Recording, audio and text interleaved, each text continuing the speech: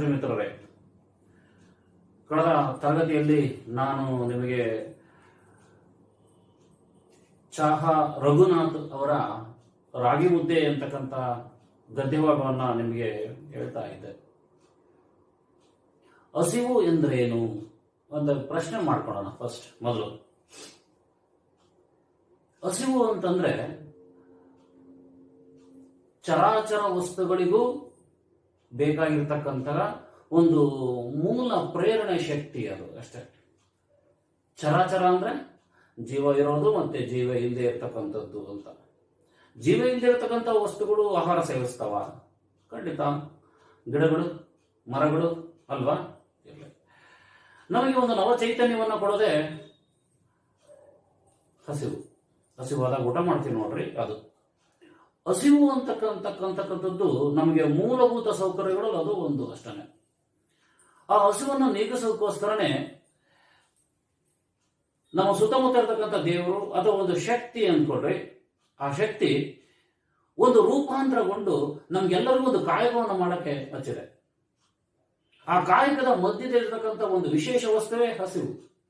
ಹಸಿವು ನಮಗೆ ಎಷ್ಟೆಲ್ಲ ಪಾಠವನ್ನು ಕಲಿಸುತ್ತೆ ಅಂತಕ್ಕಂಥದ್ದು ನಮಗೆ, ನಿಮಗೆ ಎಲ್ಲರಿಗೂ ಗೊತ್ತಿರ್ತಕ್ಕಂಥದ್ದು. ಆ ಹಸಿವೆ ನಾಳಿನ ಬದುಕಿಗೆ ಪ್ರೇರಕ ಆಗುತ್ತೆ. ಆದ್ರಿಂದ ಹಸಿವು ಅಂತಕ್ಕಂಥದ್ದು ನಮ್ಮ ಮೌಲ್ಯಗಳಲ್ಲೂ ಒಂದು. ಹಸಿವು ಅನ್ನೋ ಅರ್ಥ ಇಷ್ಟೆಲ್ಲ ಗೂಢಾರ್ಥವನ್ನು ಒಳಗೊಂಡಿರ್ತಕ್ಕಂಥ ಒಂದು ವಿಶೇಷ ವಸ್ತುವಾಗಿ ಮಾರ್ಪಾಟಾಗಿದೆ. ಏನೇ ಇರಲಿ, ಕಳೆದ ತರಗತಿಗಳಲ್ಲಿ ನಾನು ನಿಮಗೆ ಸಾಕಷ್ಟು ವಿಚಾರಗಳನ್ನ ಹೇಳ್ತಾ ಇದ್ದೆ. ರಾಗಿ ಹೇಗೆಲ್ಲ ಉಪಯೋಗಕ್ಕೆ ಬರುತ್ತೆ, ರಾಗಿಯನ್ನ ಮಾಡ್ತಕ್ಕಂಥ ವಿಧಾನಗಳು ಹೇಗೆ, ಅಥವಾ ರಾಗಿ ಮುದ್ದೆಯನ್ನ ಮಾಡ್ತಕ್ಕಂಥ ವಿಧಾನಗಳು ಹೇಗೆ, ರಾಗಿ ಮುದ್ದೆಯನ್ನ ಮಾಡೋದಕ್ಕೆ ಬೇಕಾದಂತ ಕೌಶಲ್ಯಗಳೇನು, ರಾಗಿ ಮುದ್ದೆಯನ್ನ ಅಥವಾ ರಾಗಿಯನ್ನ ಯಾವ ಯಾವ ಜಿಲ್ಲೆಗಳಲ್ಲಿ ಬೆಳೀತಾರೆ ಅಂತಕ್ಕಂಥ ವಿಚಾರಗಳನ್ನ ನಿಮ್ಮ ಮುಂದೆ ನಾನು ಕಳೆದ ತರಗತಿಗಳಲ್ಲಿ ಪ್ರಸ್ತುತಪಡಿಸ್ತಾ ಇದ್ದೆ. ಇತರೆ ಧಾನ್ಯಗಳನ್ನ ಯೋಚನೆ ಮಾಡಿದಾಗ ನಮಗೆ ಕಂಡು ಬರ್ತಕ್ಕಂಥ ಪ್ರಧಾನ ಅಂಶ ಅಂದ್ರೆ ಉಳಿದ ಧಾನ್ಯಗಳಿಗಿಂತಲೂ ರಾಗಿ 8 ಪಟ್ಟು ಪೌಷ್ಟಿಕವಾಗಿರುತ್ತೆ ಅಂತಕ್ಕಂಥ ವಿಚಾರವನ್ನ ನೀವು ಓದ್ತಾ ಇದ್ವಿ. ಹಾಗೆ ಇವತ್ತು ಎಲ್ಲ ಹಳ್ಳಿಗಳಲ್ಲೂ, ಪ್ರತಿಯೊಂದು ಹಳ್ಳಿಗಳಲ್ಲೂ, ಅದು ವಿಶೇಷವಾಗಿ ಕರ್ನಾಟಕದಲ್ಲಂತೂ ರಾಗಿ ಮುದ್ದೆ ಅಂತಕ್ಕಂಥದ್ದು ಇವತ್ತು ಒಂದು ಮನೆಯ ಮಾತಾಗಿ ಮಾರ್ಪಾಟ ಆಗಿದೆ. ಅದೆಲ್ಲರಿಗೂ ಗೊತ್ತಿರ್ತಕ್ಕಂಥ ವಿಚಾರ. ಇವತ್ತಂತೂ ನಾವು ಯಾವ್ದಾದ್ರು ಆಸ್ಪತ್ರೆ ಅಥವಾ ವೈದ್ಯರ ಬಳಿ ಹೋದಾಗ ರಾಗಿ ಮುದ್ದೆನೇ ಮೊದಲ ಪ್ರಿಫರೆನ್ಸ್ ಕೊಡ್ತಕ್ಕಂಥದ್ದು ಅಥವಾ ಆದ್ಯತೆಯನ್ನು ಕೊಡ್ತಕ್ಕಂಥದ್ದು ನಾವೆಲ್ಲ ನೀವು ಎಲ್ಲರೂ ಗಮನಿಸಿರ್ತಕ್ಕಂಥ ಒಂದು ಪ್ರಧಾನವಾದಂಥ ಅಂಶ. ಕಳೆದ ಕ್ಲಾಸಲ್ಲಿ ನಾನು ನಿಮಗೆ ಹೇಳ್ತಾ ಇದ್ದೆ, ಪೇಜ್ ನಂಬರ್ 96ರಲ್ಲಿ ಕೊನೆಯ ಪ್ಯಾರವನ್ನ ನೋಡ್ಕೊಳ್ರಿ. ಅಧಿಕ ಪ್ರಮಾಣದ ಕ್ಯಾಲ್ಸಿಯಂ ಮಕ್ಕಳ ಬೆಳವಣಿಗೆಯ ನಿಟ್ಟಿನಲ್ಲಿ ಟಾನಿಕ್ನಂತೆ ಕೆಲಸ ಮಾಡುತ್ತೆ ಅಂತಕ್ಕಂಥ ವಿಚಾರವನ್ನ ಹೇಳ್ತಾ ಇದೆ. ಅಲ್ಲಿಂದ ಮುಂದಿನ ಭಾಗವನ್ನು ನೋಡ್ಕೊಂಡ್ರೆ, ಮುಂದಿನ ಭಾಗ ನೋಡೋದಕ್ಕಿಂತ ಮುಂಚೆ ಕೆಲವು ವಿಚಾರಗಳನ್ನು ಹೇಳ್ತೀನಿ. ಸಾಕಷ್ಟು ಜನ ಕೊಟ್ಟಿರ್ತಕ್ಕಂಥ ನಿಯೋಜಿತ ಕಾರ್ಯ ಅಥವಾ ಅಸೈನ್ಮೆಂಟ್ ಅನ್ನ ಬರಿತಾ ಇಲ್ಲ. ತುಂಬಾ ಜನ ಅರ್ಧಕ್ಕಿಂತ ಹೆಚ್ಚು ಜನ ನೀವು ಬರಿತಾ ಇಲ್ಲ. ಮತ್ತೆ ಅದ್ರ ಬಗ್ಗೆ ಹೆಚ್ಚು ಹೇಳಲ್ಲ. ಅದ್ರ ಪರಿಣಾಮಗಳು ಮುಂದೆ ಖಂಡಿತ ನೀವು ನೋಡ್ತೀರಿ. ಅಷ್ಟು ಎಲ್ಲರೂ ನಿಮ್ಮ ವರ್ಕ್ ಬುಕ್ಗಳನ್ನು ತಗೊಳ್ಳಿ, ಸಿಗುತ್ತೆ, ಎಲ್ಲ ಸ್ಟೋರ್ಗಳಲ್ಲಿ ಸಿಗುತ್ತೆ. ನೀವು ಹೊಸ ಟೆಕ್ಸ್ಟ್ ಬುಕ್ಗಳು ತಗೊಂಡಾಗ ಜೊತೆಗೆ ಕೊಡ್ತಾರೆ. ಯಾರು ಹಳೆಯದನ್ನ ಇಸ್ಕೋಬೇಡಿ ದಯವಿಟ್ಟು. ವರ್ಕ್ ಬುಕ್ ಮತ್ತು ನಿಮ್ಮ ಪಠ್ಯ ಪುಸ್ತಕ, ಸಾಹಿತ್ಯ ಸಂಚಲನವನ್ನು ಪ್ರತಿಯೊಬ್ಬರು ನೀವು ತಗೋಬೇಕು. ಅಷ್ಟು ವಿಚಾರಗಳು ನಿಮಗೆ ಹೇಳ್ತಾ ದಯವಿಟ್ಟು ಎಲ್ಲರೂ ವರ್ಕ್ ಬುಕ್ ಅನ್ನ ತಗೊಳ್ರಿ. ಮುಂದಿನ ವಿಚಾರಗಳು, ರಾಗಿ ಮುದ್ದೆಗೂ ಸೊಪ್ಪಿನ ಸಾರಿಗೂ ಏಳಿ ಮಾಡಿಸಿದ ಜೊತೆ. ಎಲ್ಲರಿಗೂ ಗೊತ್ತಿದೆ ಅದು. ಬಹುತೇಕ ನೀವೆಲ್ಲರೂ ರಾಗಿ ಮುದ್ದೆಯನ್ನು ಊಟ ಮಾಡಿರ್ತೀರಿ, ಸೊಪ್ಪಿನ ಸಾರಂತೂ ನೀವೆಲ್ಲ ಊಟ ಮಾಡಿರ್ತೀರಿ. ಹಾಗೆ ನೋಡಿದ್ರೆ ಮುದ್ದೆಗೆ ಯಾವ ಹೆಸರಿನೊಂದಿಗೂ ಹೊಂದಿಕೊಳ್ಳುವ ಗುಣ ಇದೆ. ರಾಗಿ ಮುದ್ದೆ ಅಂತಕ್ಕಂಥದ್ದು ಯಾವುದೇ ಸಾರಿನ ಜೊತೆಗೆ ಹೊಂದಿಕೊಳ್ತಕ್ಕಂಥ ಗುಣ ಇದೆ ಅಂತ ಅರ್ಥ. ಅಂದ್ರೆ ಅದು ಒಂಥರ ಸರ್ವವ್ಯಾಪಿ ಆಗೋದು. ನೀವು ಸೊಪ್ಪಿನ ಸಾರಿಂದ ಹಿಡಿದುಬಿಟ್ಟು ವಿವಿಧ ರೀತಿಯ ಎಲ್ಲಾ ಬಗೆಯ ಸಾರು ಅಥವಾ ಸಂಬಾರ ಅಂತ ಕರಿತೀವಲ್ಲ, ಅಥವಾ ತಿಳಿಸಾರು, ಏನು ಎಲ್ಲದಕ್ಕೂ ಅದು ಹೊಂದ್ಕೊಡುತ್ತೆ ರಾಗಿ ಮುದ್ದೆ ಅಂತಕ್ಕಂಥದ್ದು. ಆದ್ರಿಂದ ಅದು ಸರ್ವವ್ಯಾಪಿ ಅಂದ್ರೆ ಏನು ತಪ್ಪಾಗಲ್ಲ ಅಂತ. ಕಿವುಚಿದ ಸಾರು ಗೊತ್ತಿದೆ ನಿಮ್ಗೆಲ್ಲರಿಗೂ. ಸೊಪ್ಪಿನ ಸಾರು, ಇತಕವರೆ, ಮೊಳಕೆ ಒಡೆದ ಹುರುಳಿಕಾಳು ಸಾರು, ಉಪ್ಪು ಮೆಣಸಿನಕಾಯಿ ಗೊಜ್ಜು, ಕೋಳಿ ಸಾರು, ಹೀಗೆ ಎಲ್ಲದರೊಂದಿಗೆ ರಾಗಿ ಹಿಟ್ಟು ಅನುರೂಪ ಜೋಡಿಯಾಗಬಲ್ಲದು. ಅರ್ಥ ಆಗುತ್ತೆ ಅನ್ಕೊಳ್ತೀನಿ. ಅಂದ್ರೆ ನೀವು ಏನೇ ಸಂಬಾರ ಮಾಡಿದ್ರು ಅನುರೂಪ ಅಂದ್ರೆ ತದ್ರೂಪ ಅಂತ. ಅನುರೂಪ ಅಂತಂದ್ರೆ ಸರಿಸಮಾನವಾದ್ದು ಅಂತ ಅಷ್ಟೇ. ನಾವು ಅವಳಿ ಜವಳಿ ಅಂತೀವಿ ನೋಡ್ರಿ, ಎರಡು ಒಂದೇ ತರ ಅಂತೀವಿ ನೋಡಿ, ಆ ತರ ಅನುರೂಪವಾದದ್ದು ಅಂತಂದ್ರೆ ಅಷ್ಟು ಚೆನ್ನಾಗಿ ಹೊಂದ್ಕೊಳ್ಳುವಂತ ಗುಣ ಮುದ್ದೆಗೆ ಎಲ್ಲಾ ಸಾರುಗಳು ಅಥವಾ ಸಂಬಾರುಗಳು ಹೊಂದ್ಕೊಳ್ಳುತ್ತೆ ಅಂತ ಹೇಳಿ ಹೇಳ್ತಾರೆ. ಯಾವುದು ಇಲ್ಲವೆನ್ನಿ, ಇಲ್ಲಪ್ಪ ಏನಿಲ್ಲ ಮನೆ ಬಡವರು ಅಥವಾ ಖಾಲಿ ಆಗ್ಬಿಡುತ್ತೆ ಅಂದ್ರೆ ಕೊನೆಗೆ ನೀರು ಮಜ್ಜಿಗೆ ಇದ್ದರೂ ಸಾಕು. ಗೊತ್ತೇ ಇದೆ, ನೀರು ಮಜ್ಜಿಗೆ ಇದ್ರೆ ಸಾಕು ರಾಗಿ ಮುದ್ದೆ ಅಷ್ಟು ರುಚಿಕಟ್ಟಾಗಿರುತ್ತೆ ಅಂತ. ಮಜ್ಜಿಗೆಯಲ್ಲಿ ಮುದ್ದೆಯನ್ನ ಕದರಿ ಕುಡಿಯುವ ಸುಖ. ಮಜ್ಜಿಗೆಯನ್ನ ಕೆಲವರು ಅದನ್ನ ಕದರಿ ಬಿಟ್ಟು ಅದನ್ನ ಎಲ್ಲ ಕಿವುಚೋದು ಅಂದ್ರೆ ಬಹಳ ಸರಿ ಅರ್ಥ ಆಗತ್ತೆ ಜನಗಳಿಗೆ. ಅದನ್ನ ಕದರಿ ಕುಡಿಯುವ ಸುಖ. ಉಪ್ಪು ಮೆಣಸಿನಕಾಯಿ ಗೊಜ್ಜಿನೊಂದಿಗೆ ಮುದ್ದೆಯನ್ನ ಮೆದ್ದು ಮೆಲ್ಲುವ ಆನಂದವನ್ನ ಅನುಭವಿಸಿದವರೇ ಬಲ್ರು. ಗೊಜ್ಜು ಅಂತ ಸುಮಾರು ತರ ಮಾಡ್ತಾರೆ, ಒಂದೊಂದ್ ಕಡೆ ಒಂದೊಂದ್ ತರ ಮಾಡ್ತಾರೆ. ಮೆಣಸಿನಕಾಯಿ ಅಥವಾ ಪಲ್ಯಗಳು ಇನ್ನೇನೇನೋ ಹಾಕಿಬಿಟ್ಟು ಗೊಜ್ಜುಗಳನ್ನು ಮಾಡ್ತಾರೆ. ಆ ಗೊಜ್ಜಿನ ಜೊತೆಗೆ ಮುದ್ದೆಯನ್ನ ಮೆಲ್ಲು ಅಂದ್ರೆ ಅಂಟಿಸ್ಕೊಳ್ಳೋದು ಅಂತೀವಲ್ಲ, ಮುಟ್ಟಿ ಊಟ ಮಾಡ್ತೀವಲ್ಲ, ಅದು ಮೆಲ್ಲುವ ಆನಂದವನ್ನ ಅನುಭವಿಸಿದವರೇ ಬಲ್ರು. ಅದು ಪದಗಳಿಗೆ ನಿಲುಕದ ರಸಾನುಭವ. ನವರಸಗಳಿದೆ ನೋಡ್ರಿ, ನವರಸಗಳನ್ನು ಅನುಭವಿಸಿದಷ್ಟು ಸುಖ ಸಂತೋಷ ಸಿಗುತ್ತೆ ಅಂತ. ಇಷ್ಟು ಅದರ ವಿಶೇಷಗಳನ್ನ ಬರೀತಾರೆ. ಮುದ್ದೆ ಮಹಿಮೆ ಮಹಾಭಾರತದಷ್ಟಿದ್ದರೂ, ಯಾಕೆ ಮಹಾಭಾರತ ಉದಾಹರಣೆ ಕೊಡ್ತಾರೆ? ಮಹಾಭಾರತದಂತ ಮಹಾನ್ ಕಾವ್ಯ ಜಗತ್ತಿನಲ್ಲಿ ಇವತ್ತಿನವರೆಗೂ ಹುಟ್ಟುಕೊಂಡಿಲ್ಲ. ಅಷ್ಟು ದೊಡ್ಡ ಮಹಾಕಾವ್ಯ ಅದು. 18 ಪರ್ವಗಳು ಗೊತ್ತಿದೆ ನಿಮಗೆ. ಒಂದೊಂದು ಪರ್ವಗಳಲ್ಲಿ, ಪರ್ವ ಅಂದ್ರೆ ಭಾಗ ಅಷ್ಟೇ, ಬೇರೆ ಏನಾಗ್ತಾ ಇಲ್ಲ. ಒಂದೊಂದು ಪರ್ವದಲ್ಲೂ ಸಾವಿರಾರು ಕಥೆಗಳು, ಒಂದೊಂದು ಕಥೆಯಲ್ಲಿಯೂ ನೂರಾರು ಉಪಕಥೆಗಳು, ಒಂದೊಂದು ಉಪಕಥೆಯಲ್ಲೂ ನೂರಾರು ಪಾತ್ರಗಳು. ಅಂತ ಸಮುದ್ರ ಇದ್ದಾಗೆ. ಅಂದ್ರೆ ರಾಗಿ ಮುದ್ದೆಯ ಮಹಿಮೆ ಮಹಾಭಾರತದಷ್ಟಿದ್ದರೂ ಅನ್ನೋ ವಿಚಾರವನ್ನ ಪ್ರಸ್ತಾವ ಮಾಡ್ತಾರೆ. ಆಧುನಿಕ ಸಂದರ್ಭದಲ್ಲಿ ಮುದ್ದೆ ಎಂದರೆ ಮೋರೆ ತಿರುಗಿಸುವವರು, ಮೂತಿ ಮುಖ ಅಂತ ನೋಡ್ರೆ ಅದು ತಿರುಗಿಸುವವರು. ಅದು ಮಧುಮೇಹಿಗಳ ಪಥ್ಯ ಎಂದು ಮೂಗು ಮುರಿಯುವವರು ಸಾಕಷ್ಟಿದೆ.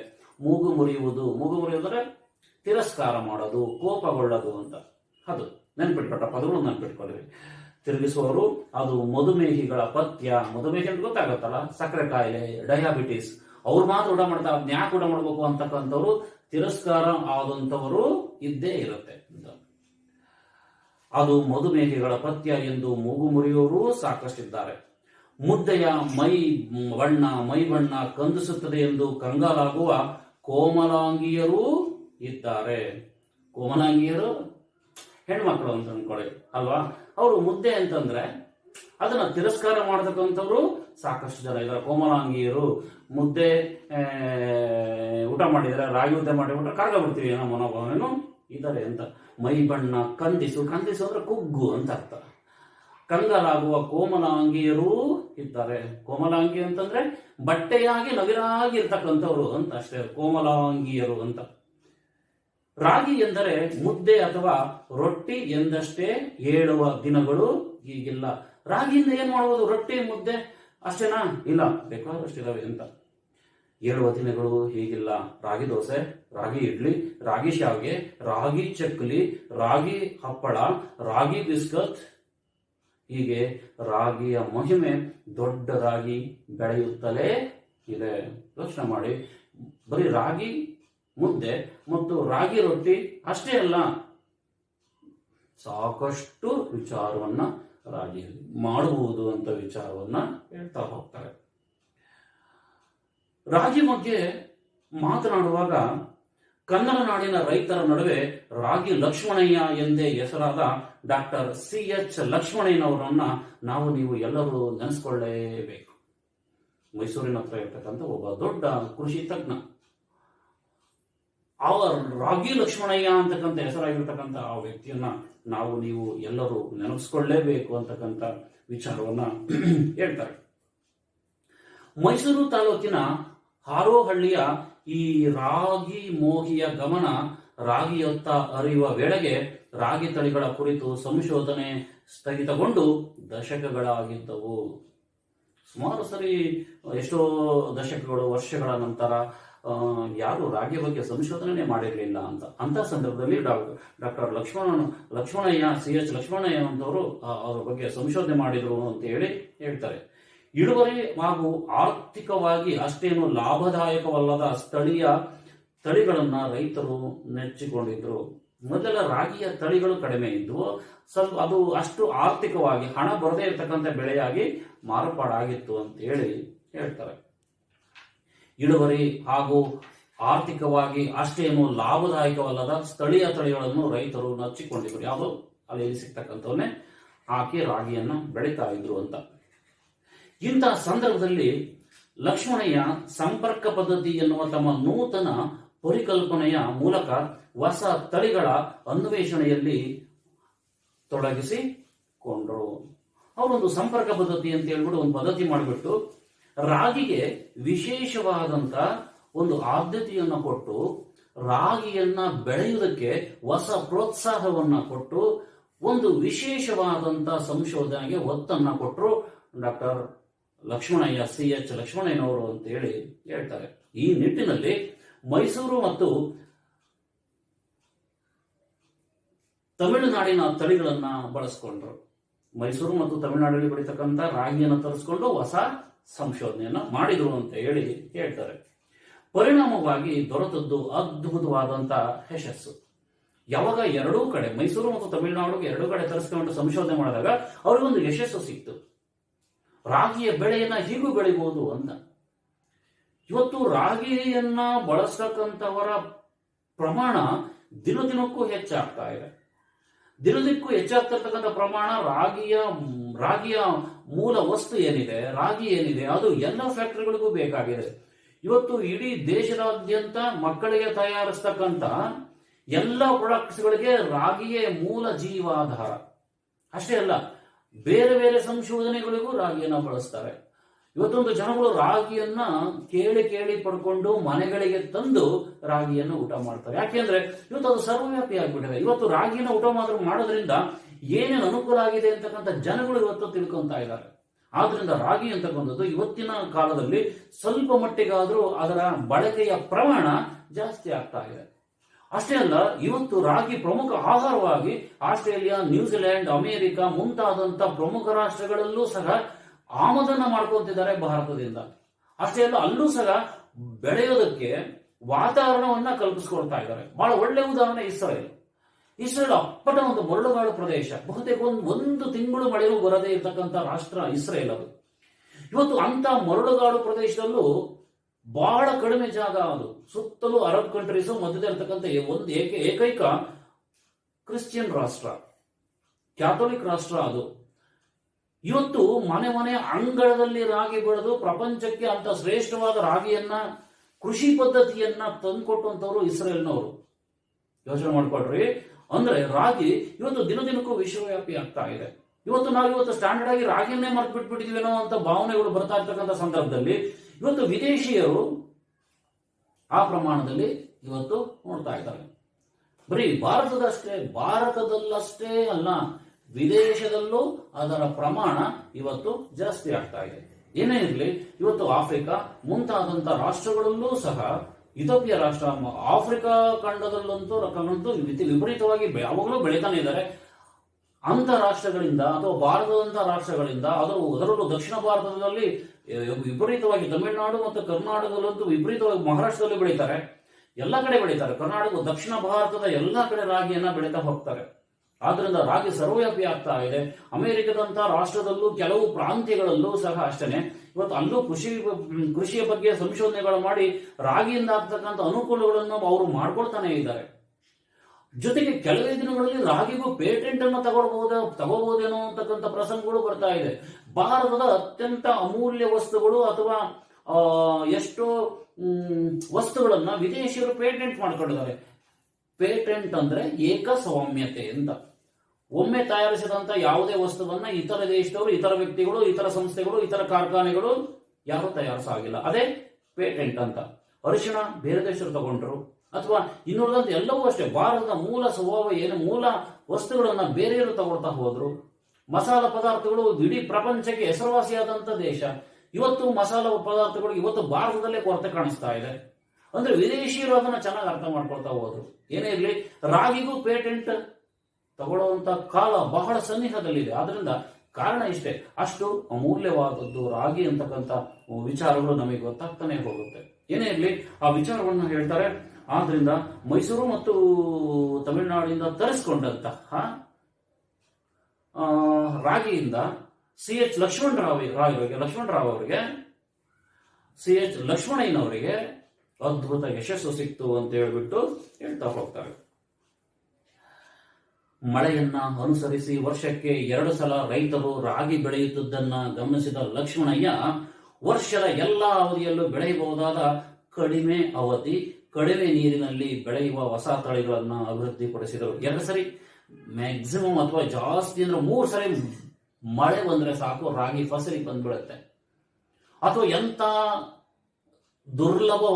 ದುರ್ಬಲವಾದ ಅಥವಾ ಎಂತ ಮಣ್ಣಿನಲ್ಲೂ ಬೆಳೆತಕ್ಕಂಥ ಯಾವುದಾದ್ರೂ ಬೆಳೆ ಇದ್ರೆ ಖಂಡಿತವಾಗಲು ರಾಗಿ. ಎರೆ ಜಮೀನು, ಕೆಂಪು ಮರಳು ಭೂಮಿಗಳು ಅಥವಾ ಇನ್ನಿತರ ಕಲ್ಲು ಪ್ರದೇಶಗಳಿರ್ತಕ್ಕಂಥ ಎಲ್ಲಾ ಪ್ರದೇಶಗಳಲ್ಲೂ ಅತ್ಯಂತ ಹುಲಸಾಗಿ ಬೆಳೆತಕ್ಕಂಥ ಯಾವುದಾದ್ರೂ ಬೆಳೆ ಇದ್ರೆ ಖಂಡಿತ ರಾಗಿ. ಬಹಳ ಹತ್ತಿರದಿಂದ ನೋಡಿರ್ತಕ್ಕಂಥ ಅನುಭವವೂ ನನಗಿದೆ. ಒಂದಿಷ್ಟು ಮಳೆ ಕೇಳುತ್ತೆ ಅಷ್ಟೇ, ಒಂದಿಷ್ಟು ಗೊಬ್ಬರ ಚೆನ್ನಾಗಿ ಒಂದಿಷ್ಟು ಕಳೆ ತೆಗೆಸ್ಬಿಟ್ರೆ ರಾಗಿನ ಯಥೇಚ್ಛವಾಗಿ ಬೆಳೆದು ಬಿಡುತ್ತೆ. ಎಲ್ಲಾ ಪ್ರದೇಶಗಳಲ್ಲೂ ಎಲ್ಲಾ ಹವಾಮಾನಗಳಿಗೂ ಹೊಂದಿಕೊಳ್ತಕ್ಕಂಥದ್ದು. ಸ್ವಲ್ಪ ಮಳೆ ಜಾಸ್ತಿ ಆದ್ರೆ ಮಾತ್ರ ರಾಗಿ ಬೆಳೆಯಲ್ಲ, ಹುಲ್ಲು ಜಾಸ್ತಿ ಆಗುತ್ತೆ. ಆದ್ರೆ ಅದನ್ನು ಬಿಟ್ಟು ಬಹುತೇಕ ಸಮಶೀತೋಷ್ಣ ವಲಯಗಳಲ್ಲಿ ವಿಶೇಷವಾಗಿ ಭಾರತದಿಂದ ವಿಶೇಷ ಸಮಶೀತೋಷ್ಣ ವಲಯಗಳಲ್ಲಂತೂ ರಾಗಿಯ ಪ್ರಮಾಣ ಅಥವಾ ರಾಗಿ ಬೆಳೀತಕ್ಕಂಥ ಪ್ರಮಾಣ ಅತ್ಯಂತ ಜಾಸ್ತಿ ಇರೋದು ಆ ವಾತಾವರಣವೇ ಕಾರಣ ಆಗ್ತಾ ಹೋಗುತ್ತೆ. ಎಂಥ ಪ್ರದೇಶದಲ್ಲೂ ಬೇಕಾದರೂ ಬೆಳೆಯುತ್ತೆ. ಅದರ ಅನುಭವಗಳು ನಿಮಗೂ ಗೊತ್ತೇ ಇದೆ. ಆ ವಿಚಾರವನ್ನ ಹೇಳ್ತಾರೆ. ವರ್ಷಕ್ಕೆ 2 ಸಲ ಬೆಳೀತಾ ಇದ್ರು. ಇವ್ರು ಏನ್ ಮಾಡಿದ್ರು, ಎಲ್ಲಾ ಅವಧಿಯಲ್ಲೂ ಬೆಳೆಯೋದಕ್ಕೆ, ಚಳಿಗಾಲ, ಬೇಸಿಗೆಕಾಲ, ಮಳೆಗಾಲ, ಈ 3 ಅವಧಿಗಳಲ್ಲಿ ಬೆಳೆಗಳನ್ನ ಬೆಳೀತಕ್ಕಂಥ ಬೇರೆ ಬೇರೆ ಬೆಳೆಗಳನ್ನ ಬೆಳೀತಕ್ಕಂಥ ಪ್ರಮಾಣವೂ ಇದೆ. ಅಂತ ಪ್ರಮಾಣ ಅಂತ ತಳಿಗಳನ್ನ ಇವರು ಅಭಿವೃದ್ಧಿಪಡಿಸಿದ್ರು. ಜೊತೆಗೆ ಕಡಿಮೆ ನೀರಿನಲ್ಲಿ ಬೆಳೆಯುವ ಹೊಸ ತಳಿಗಳನ್ನ ಇವರೆಲ್ಲ ಅಭಿವೃದ್ಧಿಪಡಿಸಿದ್ರು ಅಂತ ಹೇಳ್ಬಿಟ್ಟು ಹೇಳ್ತಾರೆ. ಅನಾರೋಗ್ಯ ಪೀಡಿತರಾದ ಸಂದರ್ಭದಲ್ಲೂ ಲಕ್ಷ್ಮಣಯ್ಯನವರು ರಾಗಿ ಧ್ಯಾನವನ್ನ ಮರೆಯಲಿಲ್ಲ. ಅನಾರೋಗ್ಯಕ್ಕೊಳಗಾಗ್ತಾರೆ, ಯಾವುದೋ ಆಪರೇಷನ್ ಮಾಡಿಸ್ಬೇಕಾಗುತ್ತೆ ಅಂತ ಕೊನೆ ಕಾಲದಲ್ಲೂ ಅವರು ರಾಗಿಯ ಬಗ್ಗೆ ವಿಶೇಷವಾದ ಗಮನ ಹರಿಸಿದ್ರು ಅಂತ ಹೇಳಿ ಹೇಳ್ತಾರೆ. ಕೊನೆಯ ದಿನಗಳಲ್ಲಿ ಅತಿ ಸೂಕ್ಷ್ಮವಾದ ಶಸ್ತ್ರಚಿಕಿತ್ಸೆಯೊಂದಕ್ಕೆ ಅವರು ಒಳಪಡಬೇಕಾಯಿತು. ಯಾವುದೋ ಒಂದು ದೊಡ್ಡ ಆಪರೇಷನ್ ಇತ್ತೇನೋ ಆ ಸಂದರ್ಭ. ಕೊಠಡಿಗೆ ತೆರಳುವ ಮುನ್ನ ಚಿಕಿತ್ಸೆಯ ನಂತರ ನಾನು ಚೇತರಿಸಿಕೊಂಡು ರಾಗಿ ಸಂಶೋಧನೆಯಲ್ಲಿ ಮುಂದುವರಿಯುವುದು ಸಾಧ್ಯವಾ, ಅದನ್ನ ಹೇಳ್ತಾರೆ. ಅರ್ಥ ಇಷ್ಟೇ, ಆಪರೇಷನ್ ಆದ ನಂತರ ನಾನು ರಾಗಿಯಲ್ಲಿ ಸಂಶೋಧನೆ ಮಾಡ್ಕೋಬಹುದಾ ಅಂತಕ್ಕಂಥ ವಿಚಾರವನ್ನ ವೈದ್ಯರ ಹತ್ರ ಕೇಳಿದ್ರಂತೆ. ಆಪರೇಷನ್ ಕೊಠಡಿಗೆ ತೆರಳುವ ಮುನ್ನ ಚಿಕಿತ್ಸೆಯ ನಂತರ ನಾನು ಚೇತರಿಸಿಕೊಂಡು ರಾಗಿ ಸಂಶೋಧನೆಯಲ್ಲಿ ಮುಂದುವರಿಯುವುದು ಸಾಧ್ಯವಾ, ನಾನು ಮತ್ತೆ ಇದನ್ನ ಸಂಶೋಧನೆ ಮಾಡಬಹುದಾ, ರಿಸರ್ಚ್ ಮಾಡಬಹುದಾ ಅಂತ ಹೇಳಿ ಕೇಳಿದ್ರಂತ. ಆಗಿದ್ದರೆ ಮಾತ್ರ ನನ್ನನ್ನು ಶಸ್ತ್ರಚಿಕಿತ್ಸೆಗೆ ಒಳಪಡಿಸಿ ಅಂತ ಹೇಳಿದ್ರಂತೆ. ಆಗಿದ್ರೆ ಮಾತ್ರ ನನಗೆ ಆಪರೇಷನ್ ಮಾಡ್ರಿ, ಇಲ್ಲ ಅಂದ್ರೆ ಬೇಡ ಅಂತ ಹೇಳಿದ್ರಂತೆ. ಇಲ್ಲದಿದ್ರೆ ನನ್ನನ್ನು ಸಾಯಲು ಬಿಡಿ ಎಂದು ವೈದ್ಯರನ್ನ ಕೇಳಿಕೊಂಡಿದ್ರಂತೆ. ಎಂತ ಆಶ್ಚರ್ಯ ನೋಡಿ. ಆಪರೇಷನ್ಗೆ ಹೋಗ್ಬೇಕಾದ್ರೂ ನಾನು ಬದುಕಬೇಕು, ನಾನು ರಾಗಿ ಬಗ್ಗೆ ಸಂಶೋಧನೆ ಮಾಡಬೇಕು ಅಂತ ಹೇಳಿ ಹಠ ಮಾಡ್ತಿದ್ರಲ್ಲ, ಸರ್ವಶ್ರೇಷ್ಠತೆ ಅಂತ ಹೇಳಿ. ಅಂತ ಮಹಾನ್ ರಾಗಿ ಪ್ರೇಮಿ ಅವರು ಆಗಿದ್ರು, ಅಂತ ಮಹಾನ್ ವ್ಯಕ್ತಿಯಾಗಿದ್ರು ಅಂತ. ರಾಗಿಯನ್ನ ವಿಶೇಷವಾಗಿ ಅವರು ಇಷ್ಟಪಡ್ತಾ ಇದ್ರು. ಅದ್ರ ಬಗ್ಗೆ ಬಹಳಷ್ಟು ವ್ಯಾಮೋಹ ಇತ್ತು ಅಂತ ಹೇಳಿ ಹೇಳ್ತಾರೆ. ದುರಾದೃಷ್ಟವಶಾತ್ ಅವರ ಶಸ್ತ್ರಚಿಕಿತ್ಸೆ ಯಶಸ್ವಿ ಆಗಲಿಲ್ಲ. ಏನಾಯ್ತು, ಅವರು ತೀರ್ಕೊಂಡ್ರು, ಶಸ್ತ್ರಚಿಕಿತ್ಸೆ ಸಕ್ಸಸ್ ಆಗಲಿಲ್ಲ ಅಂತ.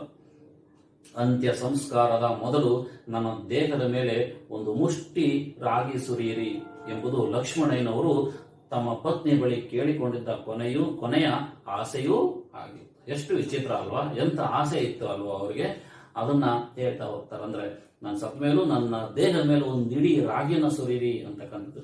ಸಂಸ್ಕಾರದಲ್ಲಿ ಕಡೆಗೆ ಹಕ್ಕಿಯನ್ನ ಸತ್ತಂತರ ಬಾಯಲ್ಲಿ ಹಾಕ್ತಾರಲ್ವಾ, ಅದೊಂದು ಸಂಸ್ಕಾರ ಕಡೆ. ಆಗ ಇವರು ರಾಗಿಯನ್ನ ನನ್ನ ದೇಹದ ಮೇಲೆ ಹಾಕ್ರಿ ಅಂತ ಹೇಳಿ ಹೇಳ್ತಿದ್ದರಂತೆ. ಹೀಗೆ ಲಕ್ಷ್ಮಣಯ್ಯನವರನ್ನ ನೆನೆಯುತ್ತಾ ಮುದ್ದೆ ವಿಲಾಸದಲ್ಲಿ ಮುಳುಗಿದವರನ್ನ ತಕ್ಷಣ ಎಚ್ಚರಗೊಳಿಸಿದ್ದು ಪೂಜೆ ಮುಗಿಸಿ ಬಂದ ಅಮ್ಮನ ಮಾತು. ಸರಿ, ಇದನ್ನೆಲ್ಲ ಯೋಚನೆ ಎಲ್ಲಿ ಬಂದು ಹೊರಗಡೆ ತಮ್ಮ ಸಹೋದರ ಅಣ್ಣನ ಜೊತೆ ಕೂತ್ಕೊಂಡು ಕಟ್ಟೆ ಮೇಲೆ ಕೂತ್ಕೊಂಡಿದ್ದಂತಹ ಸಂದರ್ಭ. ಆ ಸಂದರ್ಭದಲ್ಲಿ ಪಕ್ಕದಲ್ಲಿ ಯಾರೋ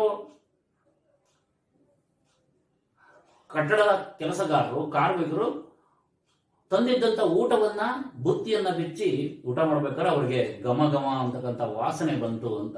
ಆಗ ಅವರು ಯಾವ್ಯಾವುದೋ ಆಲೋಚನೆಗಳು ಬರ್ತಾ ಬಂದು ಎಲ್ಲ ಇಡೀ ಲಕ್ಷ್ಮಣರಾಯನನ್ನ ನೆನೆಸ್ಕೊಳ್ತಾ ಇರ್ತಕ್ಕಂಥ ಸಂದರ್ಭದಲ್ಲಿ ಅವರಮ್ಮ ಬಂದು ಅವರನ್ನ ಮಾತಾಡಿಸಿದ್ರು ಅಂತ. ಜೊಂಪು ಹೊತ್ತಿದ ಕಣ್ಣುಗಳು ಹಾಗೆ ಹರಡಿಸಿ ಹೊರಗೆ ನೋಡಿದೆ. ಹಾಗೆ ಯೋಚನೆ ಮಾಡ್ತಾ ಹಾಗೆ ವಾಸ್ತವಿಕತೆಗೆ ವಾಪಸ್ ಬಂದ್ರು ಅಂತ. ಬಂದು ಹೊರಗೆ ನೋಡಿದೆ. ಪ್ರಕೃತಿ ಮಾತೆ ಹಸಿರನ್ನೇ ಉರಿಯಾಗಿಸಿ ಬೆಂಕಿ ಹಚ್ಚ ನೋಡಿರ್ತೀರಿ ನೀವು, ಸಿಕ್ಕಾಪಟ್ಟೆ ಉಷ್ಣ ಬಿಸಿಲು ಎಲ್ಲ ನೋಡಿರ್ತೀರಿ. ಆ ಉಷ್ಣ ತಡ್ಕೊಳಕ್ಕಾಗಲ್ಲ.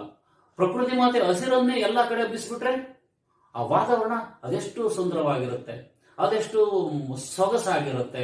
ಅದನ್ನ ಹೇಳ್ತಾರೆ. ಪ್ರಕೃತಿ ಮಾತನೇ ಹಸಿರನ್ನ ಉಸಿರಾಗಿಸಿರ್ತಕ್ಕಂಥ ಉರಿಯಾಗಿಸಿ ಭೂಮಿಯನ್ನೇ ಮಡಿಕೆಯನ್ನಾಗಿಸಿಕೊಂಡು, ಎಷ್ಟು ಚಂದ ಬರೀತಾರೆ ನೋಡಿ. ಇಡೀ ಪ್ರಕೃತಿ ಮಾತೆ ಭೂಮಿಯನ್ನೇ ಕುಡಿಕೆಯನ್ನಾಗಿ ಮಾಡಿಕೊಂಡು ಅಂತೇಳಿ ಮಡಿಕೆಯನ್ನ ಮಾಡಿಕೊಂಡು ಮುದ್ದೆ ಚೆಂಡುಗಳ ಕಟ್ಟಿ ಬೈಲಿನಲ್ಲಿ ಜೋಡಿಸಿಟ್ಟಂತೆ ದೂರದ ಬೆಟ್ಟ ಸಾಲಿನ ಗುಡ್ಡಗಳು ಕಾಣಿಸಿದ್ವು. ಅರ್ಥ ಆಗುತ್ತಲ್ಲ? ಪ್ರಕೃತಿ ಮಾತನೇ ಗುಡ್ಡಗಳನ್ನೇ ಮಡಿಕೆಗಳನ್ನ ಮಾಡಿಕೊಂಡು ದೂರದಲ್ಲಿ ಇರ್ತಕ್ಕಂಥ ಬೆಟ್ಟಗಳು ಮಡಿಕೆಗಳ ತರ ಕಾಣಿಸ್ತಾ ಇದ್ವು ಅಂತ. ಪ್ರಕೃತಿ ಅಂದ್ರೆ ಅಷ್ಟು ವಿಶೇಷ. ಅಂದ್ರೆ ಪ್ರಕೃತಿ ಅಂದ್ರೆ ಅದರ ಅರ್ಥವೇ ಅಷ್ಟು. ಅಪ್ರಕೃತಿ ಮುಂದೆ ನಾವೆಲ್ಲ ಕುಬ್ಜರು. ಪ್ರಕೃತಿ ಒಂದು ಸ್ವಲ್ಪ ಮುಂದ್ಕೊಂಡ್ರೆ ಸಾಕು, ಒಂದಿಷ್ಟು ಮುಣಿಸ್ಕೊಂಡ್ರೆ ಸಾಕು, ನಾವ್ ಎಲ್ಲಿರ್ತೀವೋ ಅಲ್ಲೇ ಜೀವಂತ ಸಮಾಧಿ ಆಗ್ಬಿಡ್ತೇವೆ ಅಂತ. ಪ್ರಕೃತಿ ಮಾತೆ ಎಲ್ಲ ಕಡೆ ಮಡಿಕೆಯನ್ನ ಮಾಡಿಟ್ಟ ಹಾಗೆ ಕಾಣಿಸ್ತಿತ್ತು ಅಂತೇಳಿ ಹೇಳ್ತಾರೆ. ನೆತ್ತಿಯ ಮುಗಿಲು ಬಯಲಿನಲ್ಲಿ ತುಂಟ ಮೋಡಗಳು, ನೆತ್ತಿಯ ಮೇಲಿನ ಮುಗಿಲ ಬಯಲಲ್ಲಿ ಮೇಲ್ ನೋಡಿದಾಗ ಆ ಮುತ್ತಿನಂತ ಮೋಡಗಳು ಸರಿತಾ ಇದ್ವು ಅಂತ. ತುಂಟ ಮೋಡಗಳು ಮುದ್ದಿಗಿಟ್ಟ ಕುದಿಯ ಹೆಸರಿನಂತೆ. ಮೇಘದೂತ ಅಂತಕ್ಕಂಥ ಕಾಳಿದಾಸನ ಕಾವ್ಯ ಬರುತ್ತೆ. ಆ ಕಾವ್ಯದಲ್ಲಿ ಪ್ರೇಮಿಗಳಿಬ್ಬರ ಸಂಭಾಷಣೆ ಆ ಕಾವ್ಯದ ವಿಶೇಷ ಪ್ರಕಾರಗಳು. ತನ್ನ ಪ್ರಿಯತಮಿಯನ್ನ ಕಾಣೋದಕ್ಕೆ ಅಸಾಧ್ಯವಾದಂತ ಪ್ರಿಯಕರ, ಅರ್ಥ ಆಗುತ್ತೆ ಅನ್ಕೊಂಡೇನೆ, ಅಸಾಧ್ಯವಾದಂತ ಪ್ರಿಯಕರ ಮೋಡಗಳ ಮೂಲಕ ಸಂದೇಶವನ್ನ ಕಳಿಸ್ತಾ ಇದ್ದ ಅಂತ. ಅವರಿಬ್ಬರ ಮಾತುಗಳು ಒಬ್ರಿಗೊಬ್ರಿಗೂ ಅನುನಯವಾಗಿದ್ದು. ಪ್ರಸ್ತುತ ವಿಚಾರದಲ್ಲಿ ನೀವು ಇವತ್ತು ಸಹ ಯಾವುದೋ ಒಂದು ಚಾನಲ್ ಅಲ್ಲಿ ರಾಧಾಕೃಷ್ಣ ಅಂತ ಧಾರಾವಾಹಿ ಬರುತ್ತೆ. ಆ ಧಾರಾವಾಹಿಯನ್ನು ನೋಡಿ ಇವೆಲ್ಲ ಕಲ್ಪನೆಗಳಿದೆ. ರಾಧಾಕೃಷ್ಣರ ಅದೆಷ್ಟೋ ಪ್ರೇಮ ಪ್ರಸಂಗಗಳಲ್ಲಿ ಈ ಕಾಳಿದಾಸನ ತನ್ನ ಕೃತಿಯ ಮೂಲ ಆಧಾರಗಳಿದ್ದಾವೆ. ಎಷ್ಟು ಸುಂದರವಾಗಿ ಕಲ್ಪಿಸ್ತಾ ಹೋಗ್ತಾರೆ. ಕೃತಿಯಲ್ಲಿದ್ದದ್ದೇ ಇವತ್ತು ಎಲ್ಲ ಕಡೆ ಸಿಗ್ತಕ್ಕಂಥದ್ದು. ಆದ್ರಿಂದ ಏನೇ ಇರಲಿ ಅಂತ ಅತ್ಯಂತ ಸುಂದರವಾದ ಭವ್ಯಾಕೃತಿಯಾದಂಥ ವಿಶೇಷತೆಗಳು ಪ್ರಕೃತಿಯಲ್ಲಿ ಸಿಗ್ತವೆ. ಪ್ರಕೃತಿ ನಮಗೇನೆಲ್ಲ ಕೊಡ್ತಾ ಇದೆ. ಪ್ರಕೃತಿ ಇಲ್ಲದೆ ನಾವು ಒಂದು ಕ್ಷಣ ಒಂದೊಂದು ಅರೆಗಳಿಗೆ ಬದುಕೋದಕ್ಕೆ ಸಾಧ್ಯ ಇಲ್ಲ. ಅಂತ ಪ್ರಸಂಗದಲ್ಲಿ ನಾವು ಪ್ರಕೃತಿಯನ್ನು ಅದೆಷ್ಟರ ಮಟ್ಟಿಗೆ ಹಾಳು ಮಾಡ್ತಾ ಇದ್ದೀವಿ ನೋಡಿ. ಆದ್ರಿಂದ ಪ್ರಕೃತಿಯನ್ನು ನಾವು ಕಾಪಾಡ್ತಕ್ಕಂಥದ್ದು ನಮ್ಮ ಜವಾಬ್ದಾರಿ. ನಾವು ಪ್ರಕೃತಿಯನ್ನು ಕಾಪಾಡಲಿ, ಪ್ರಕೃತಿ ನಮ್ಮನ್ನು ಸದಾ ಯಾವಾಗಲೂ ಕಾಪಾಡುತ್ತೆ. ಅಷ್ಟು ಬೆಟ್ಟದ ಗುಡ್ಡಗಳು ಕಾಣಿಸಿದವು. ನೆತ್ತಿಯ ಮೇಲಿನ ಮುಗಿಲು ಬಯಲಿನಲ್ಲಿನ ತುಂಟ ಮೋಡಗಳು ಮುದ್ದಿಗಿಟ್ಟ ಕುದಿ ಹೆಸರಿನಂತೆ ಕಾಡುತ್ತಾ ಇದ್ದು. ಮುದ್ದೆಗಿಟ್ಟಾಗ ಹೆಸರು ಇಡೋದು ಅಂತ ಮಾಡ್ತಾರೆ ಹೆಣ್ಮಕ್ಳು, ಎಲ್ಲರಿಗೂ ಗೊತ್ತಿರೋದು. ಮನೆಯಲ್ಲಿ ಹೆಸರಿಟ್ರ ಅಂತ ಹೆಸರಿಡೋದು ಅಂದ್ರೆ ಮನೆಯಲ್ಲಿ ಪಾತ್ರೆಯಲ್ಲಿ ನೀರನ್ನ ಇಟ್ಟು ಅದಕ್ಕೆ ಹೆಸರಿಡೋದು. ನೀರಿಟ್ಟಿವಿ ಅಂತ ಹೇಳಲ್ಲ, ಅದೊಂದು ಮೌಲ್ಯ. ಅದು ನಮ್ಮಲ್ಲಿ ಏನಾಗಿದೆ ಅಂದ್ರೆ ಹೆಸರಿಡೋದು ಅಂತಂದ್ರೆ ಅಡಿಗೆಗೆ ಸಿದ್ಧವಾಗಿಡೋದು. ಅಂದ್ರೆ ಆ ನೀರಿಗೂ ಒಂದು ಜೀವ ಕೊಟ್ಟ ಹಾಗೆ. ಮುದ್ದೆ ಮಾಡೋದು ನೀರಿಟ್ಟಿನಿ ಅಂತ ಯಾವ ಹೆಣ್ಣು ಮಕ್ಕಳು ಯಾರ ಮನೆಯಲ್ಲಿ ಹೇಳೋದೆಲ್ಲ ಹೆಸರಿಟ್ಟಿನಿ ಮುದ್ದೆಗೆ ಅಂತಾರೆ. ಅಂದ್ರೆ ಅದಕ್ಕೊಂದು ಮೌಲ್ಯ ಕೊಡೋದಕ್ಕೋಸ್ಕರ ಆ ತರ ಮಾತುಗಳು ಬರ್ತಾ ಹೋಗ್ತವೆ. ಆದ್ರಿಂದ ಮುದ್ದೆಗಿಟ್ಟ ಕೂದಿದ ಹೆಸರಿನಂತೆ ಕಾಣಿಸ್ತಾ ಇದ್ದು. ಅಷ್ಟು ಇಡೀ ಮೋಡಗಳೇ ಪ್ರಕೃತಿ ಜೊತೆ ಸೇರಿ ಮುದ್ದೆಯನ್ನ ರೂಪಿಸ್ತದವೇನೋ ಅನ್ನೋ ರೀತಿಯಲ್ಲಿ ಕಾಣಿಸ್ತಿದ್ದು ಅಂತಕ್ಕಂಥ ಮಾತನ್ನ ಹೇಳ್ತಾ ಇವತ್ತಿಗೆ ಅದು ಪಾಠ ಮುಗಿತಾ ಹೋಯ್ತು. ನೆನ್ಪಿಟ್ಕೊಳ್ರಿ, ಎಲ್ಲರೂ ಟೆಕ್ಸ್ಟ್ ಬುಕ್ ಮತ್ತೆ ವರ್ಕ್ ಬುಕ್ ಅನ್ನ ಪ್ರತಿಯೊಬ್ಬರು ತಗೊಳ್ರಿ. ತಗೊಂಡು ಅದನ್ನ ಬರೀತಾ ಹೋಗ್ರಿ. ಅದರಲ್ಲೆಲ್ಲ ಅಭ್ಯಾಸಗಳಿದೆ, ಭಾಷಾ ಅಭ್ಯಾಸಗಳು ಎಲ್ಲವೂ ಇದಾವೆ. 1 ಅಂಕಗಳು ಮತ್ತೆ 2 ಅಂಕಗಳು ಸಂದರ್ಭಗಳು ಎಲ್ಲವೂ ಇದ್ದೇ ಇದಾವೆ. ಅದನ್ನ ಎಲ್ಲರೂ ನೋಡ್ತಾ ಹೋಗ್ರಿ. ಕಂಪಲ್ಸರಿ ಎಲ್ಲರೂ ತಗೊಳ್ಳಬೇಕು. ಮತ್ತೆ ಮುಂದಿನ ತರಗತಿಯಲ್ಲಿ ಹೊಸ ಪಾಠವನ್ನ ಗದ್ಯ ಭಾಗವನ್ನ ನಾವೆಲ್ಲರೂ ಪ್ರಾರಂಭ ಮಾಡ್ತಾ ಹೋಗೋಣ. ಎಲ್ಲರಿಗೂ ಶುಭವಾಗಲಿ. Thank you.